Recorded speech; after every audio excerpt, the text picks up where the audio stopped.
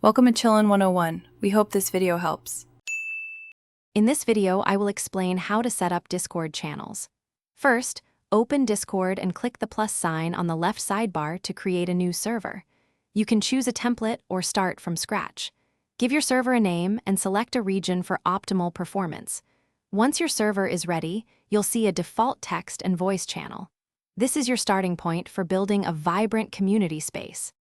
To add a new channel, simply click the plus icon next to either text channels or voice channels in your server sidebar. Give your channel a clear, descriptive name that indicates its purpose, like General Chat or Gaming Lounge. You can also decide if the channel should be private, restricting access to specific roles, or open to all members. This flexibility allows you to tailor your server's communication structure.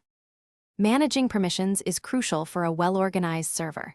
Click the gear icon next to any channel name to access its settings. Here, you can adjust permissions for different roles or even individual members. For example, you might allow moderators to manage messages but restrict regular members from doing so.